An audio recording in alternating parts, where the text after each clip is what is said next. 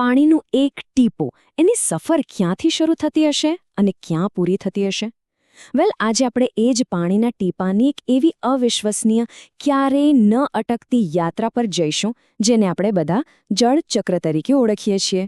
ક્યારે એવું વિચાર્યું છે કે અત્યારે જે પાણી પીવામાં આવે છે એ કદાચ ડાયનાસોરના સમયનું પણ હોઈ શકે? અને હા, આ વાત બિલકુલ સાચી છે. પૃથ્વી પરનું પાણી તો અબજો વર્ષોથી અહીંનું અહીં જ છે. બસ એ સતત પોતાનું સ્વરૂપ અને જગ્યા બદલતું રહે છે. તો આ આખી પ્રક્રિયા કામ કેવી રીતે કરે છે? ચાલો, આ સ્લાઇડને આપણી યાત્રાનો એક નકશો સમજી લઈએ. એમાં 4 મુખ્ય સ્ટેજ દેખાય છે: બાષ્પીભવન, ઉત્સ્વેદન, ઘનીકરણ અને વર્ષણ. તો ચાલો પાણીના એક ટીપાનો હાથ પકડીને આ સફર શરૂ કરીએ. ચાલો હવે આપણી વાર્તાના પહેલા ભાગમાં જઈએ. જરા કલ્પના કરો કે પાણીનો એક નાનકડો અણુ એક વિશાળ મહાસાગરમાં છે અને બસ પોતાની યાત્રા શરૂ કરવાની તૈયારી જ કરી રહ્યો છે. પણ આપણી વાર્તાની શરૂઆત અહીંથી જ કેમ? કારણ કે પૃથ્વી પરનું 96% પણ વધુ પાણી તો આ મહાસાગરોમાં જ છે. તો પછી આપણા પાણીના ટીપા માટે એની આ મહાન યાત્રા શરૂ કરવા માટે આનાથી સારી જગ્યા કઈ હોઈ શકે, ખરું ને? તો આ મહાન પલાયન માટે આટલી બધી એનર્જી ક્યાંથી આવે છે? જવાબ છે સૂર્ય. સૂર્ય જ આખા જળચક્રનો પાવરહાઉસ છે. એ જ આપણા પાણીના ટીપાને તેની સાહસિક યાત્રા શરૂ કરવા માટે ગ્રીન સિગ્નલ આપે છે. અને હવે અહીંથી જ ખરો જાદુ શરૂ થાય છે. સૂર્યની ગરમી આપણા પાણીના અણુને એટલી બધી ઊર્જા આપે છે કે તે લિક્વિડમાંથી સીધો ગેસ એટલે કે વરાળ બની જાય છે અને આકાશ તરફ ઉડવા લાગે છે. આ સ્લાઇડ પરથી એકદમ ક્લિયર થાય છે કે મોલેક્યુલર લેવલ પર શું થઈ રહ્યું છે.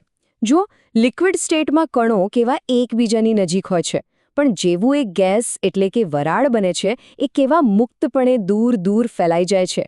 આપણું પાણીનું ટીપું હવે આઝાદ છે. પણ રોકાવ, આપણું ટીપું આકાશની યાત્રામાં એકલું નથી. જમીન પરથી છોડ પણ પરસેવો પાડીને એટલે કે ઉત્સ્વેદન કરીને હજારો બીજા ટીપાઓને એની સાથે જોડાવા માટે મોકલી રહ્યા છે. આ તો જાણે એક ટીમવર્ક છે. ઓકે, તો એકવાર આપણું પાણીનું ટીપો વરાળ બની ગયો, પછી એની યાત્રાનો બીજો તબક્કો શરૂ થાય છે. હવે તે વાતાવરણમાં બસ ઊંચે ને ઊંચે જાય છે. આ સરખામણી કેટલી પરફેક્ટ છે! વાતાવરણ ખરેખર એક સુપરહાઇવે જેવું છે, જે પવનની મદદથી પાણીની વરાળને આખી દુનિયામાં એક જગ્યાએથી બીજી જગ્યાએ પહોંચાડે છે.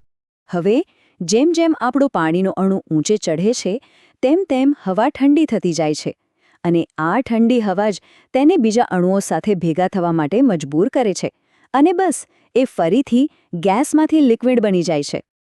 આ કોન્સેપ્ટને સમજવાનો આનાથી સહેલો કોઈ રસ્તો નથી. જે રીતે ઠંડા કાચ પર આપણો શ્વાસ પાણીના ટીપા બની જાય છે, બસ એ જ રીતે આકાશમાં લાખો કરોડો પાણીના અણુઓ ભેગા મળીને વાદળ બનાવે છે.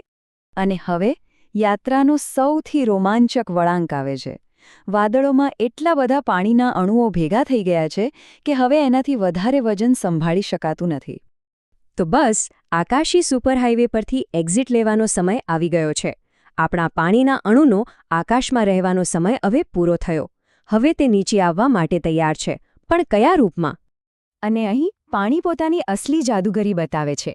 તાપમાન કેવું છે એના આધારે એ વરસાદ બનીને ટપકી શકે છે, બરફ બનીને હળવેથી નીચે આવી શકે છે અથવા તો કરા બનીને જોરથી વરસી શકે છે. પણ વાર્તા અહીં પૂરી નથી થતી. જ્યારે પાણી જમીન પર પાછું આવે છે ત્યારે તે અંત નથી, પણ એક અનંત ચક્રમાં એક નવા ચેપ્ટરની શરૂઆત છે. એકવાર પૃથ્વી પર પાછા આવ્યા પછી પાણીના ટીપા માટે ઘણા રસ્તાઓ ખુલ્લા છે. એ નદીઓ દ્વારા ફરીથી સમુદ્રમાં જઈ શકે, જમીનમાં ઉતરી શકે અથવા કોઈ છોડના જીવનનો ભાગ બની શકે અને પછી ફરીથી ઉત્સ્વેદન દ્વારા યાત્રા શરૂ કરી શકે છે. હવે આ સ્લાઇડ પરની માહિતી ખરેખર ચોંકાવનારી છે. પૃથ્વી પરનું મોટા ભાગનું જે મીઠું પાણી છે એ નદીઓ અને તળાવોમાં નથી, પણ લગભગ 68% તો બરફ અને ગ્લેશિયરમાં જામેલું છે અને લગભગ 30% જમીનની નીચે ભૂગર્ભ જળ તરીકે સ્ટોર થયેલું છે. તો આ આખી પ્રક્રિયાનું મહત્વ શું છે?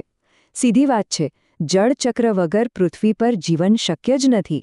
તે માત્ર પીવા માટે પાણી નથી આપતું, પણ પૃથ્વીના તાપમાનને કંટ્રોલ કરીને એને રહેવા લાયક બનાવે છે. અને જો આ જાદુ જાતે અનુભવવો હોય ને તો આ એક મજેદાર પ્રયોગ છે જે ઘરે કરી શકાય છે. એ આપણને બતાવશે કે આખું જળચક્ર એક નાની એવી બેગમાં પણ કેવી રીતે કામ કરી શકે છે. તો આ સમજૂતીના અંતે એક વિચાર મનમાં રહી જાય છે. આપણી આસપાસ જે પાણી છે એ કરોડો વર્ષોથી એક અવિરત યાત્રા પર છે. હવે પછી એ ક્યાં જશે અને એની આગામી વાર્તા શું હશે? આ પ્રકૃતિનું સૌથી મોટું ચક્ર છે જે બસ ચાલતું જ રહે છે, સતત.